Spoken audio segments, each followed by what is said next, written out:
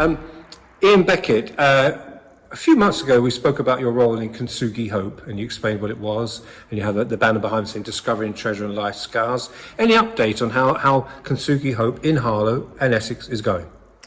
Thank you, Michael. I mean, one of the things that I've learned is sometimes it's useful to go back before you go forward, or before you say this is where we're at.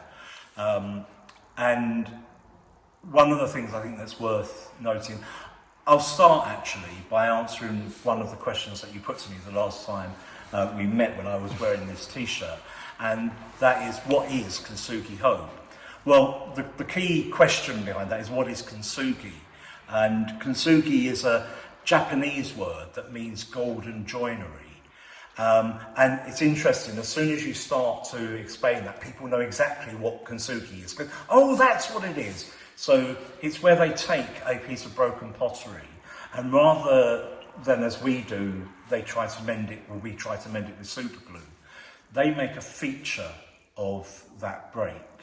And the message behind that is, we shouldn't be ashamed of our brokenness. We shouldn't be ashamed of our scars, because arguably there's beauty in that brokenness and there's treasure in those scars. So they make a feature of it and say, actually, we're stronger despite our brokenness. We're more valuable because they inlay it with gold in the glue that they use. So you won't find a lack of explanations as to what the Kintsugi part of Kintsugi Hope is. And one of the things that I've been at pains to do is to try to shift the focus onto what do we mean by hope. Because actually it's the hope side of the equation that I think is key. Because Kintsugi Hope as a charity seeks to build resilient communities that can respond to the mental health and well-being challenges that we face in everyday life.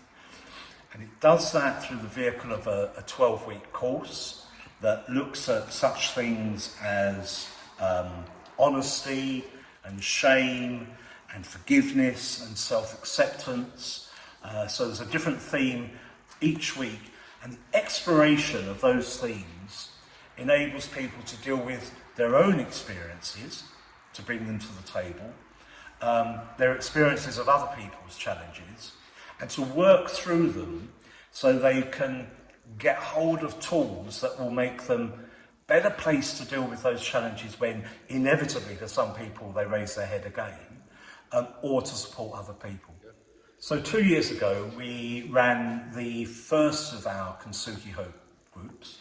We ran it on a pilot basis. We were fresh into it. I was a new group leader. We had another group leader called Julie Stevens from Freshwaters Church. And we called it a pilot because that allowed us scope, that if it all went horribly wrong, we could say, well, we tried it, it didn't work, it wasn't for us. But fortunately, it worked very, very well. The feedback was very encouraging. We had a great group of people that we worked with. The evaluation was very successful. And after a summer recess, we then did another group in 2022 in the autumn, which was similarly successful. And Julie and I recognised at that point that we needed a break. We'd earned a break, but we very much intended to come back and to deliver at least one course in 2023. Enter a big wellbeing challenge, completely unexpected for me. I ended up having open heart surgery in February 2023, and that was a shock. The plus side of that was, in convalescing from that experience, I had some time to think about what we'd achieved during 2022 and to think about what we needed to do moving forward. To also touch in with Kintsugi Hope as an organisation and find out what their plans were. So one of their missions at the moment is to, in more broad terms, make our churches mental health friendly places. And we've taken that particular initiative, and in a week's time we're starting our first monthly session of what we're calling a gentle presence. And the gentle presence will give people the opportunity to come along and breathe and relax and de-stress and be supported. It will give them the opportunity to explore some of the biblical themes behind mental health and healing. And it will enable us to bring those people that have done the Kintsugi Hope course back together, if they wish, and also to enable people to come along for the first time and find out a little bit more about what Kintsugi is. How do you gauge if a course has been successful? One of the great things about Kintsugi Hope is the resources that the organisation provides its group leaders. So all group leaders are trained, and they're trained so that they understand what it is that they're expected to deliver each and every one of those 12 weeks.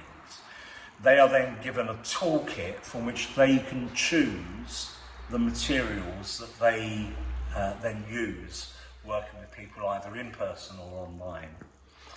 And throughout the whole of the course, it's constantly being monitored and evaluated. There's specific evaluations at week 2. That's the first evaluation. And the importance of that one is it enables Kintsugi Hope, the organisation, to see if there are any problems that they need to attend to very early on in the delivery of that course. It may be something small, it may be something big, but they're on the button there. Then at week 7, so just after halfway through the course, there's another formal evaluation, and this goes to all of the participants, and it's anonymous in terms of the feedback. And then finally, there's an evaluation at week 12 that attempts to capture everything. And there's the relationship between the group leaders and the participants, which is absolutely key. One of Kintsugi's, in fact it's one of Patrick Reagan, who's the co-founder of Kintsugi, one of his favourite mantras is it's okay to be okay. And we use that ad nauseum every week as a reminder that people can turn around and say, hang on, this isn't working for me. It's sort of, we use the time out if people need it.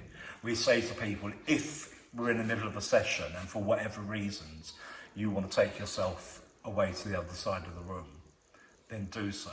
And one of the reasons that there's always more than one group leader is in terms of safeguarding.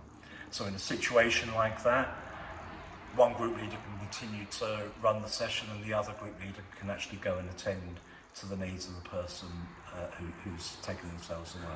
When's your next course start?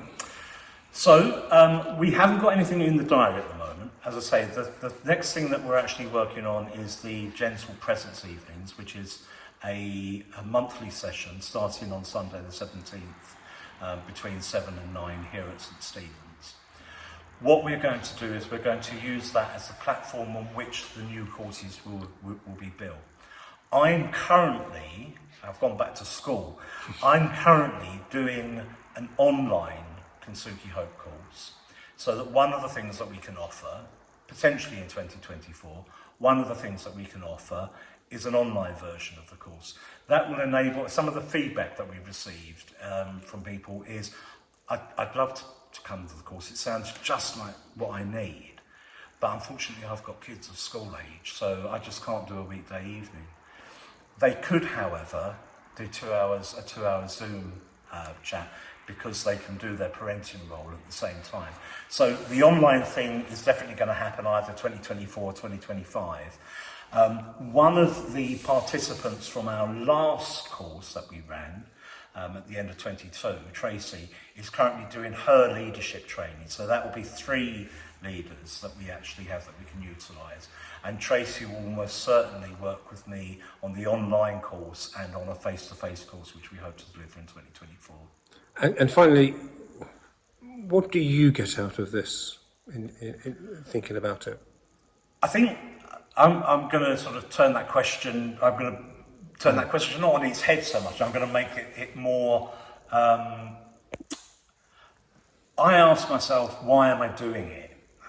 I think that's more apropos, and I'm doing it because I have lived experience of mental health problems, both as an individual, as a parent, as the son of someone who had significant mental health problems.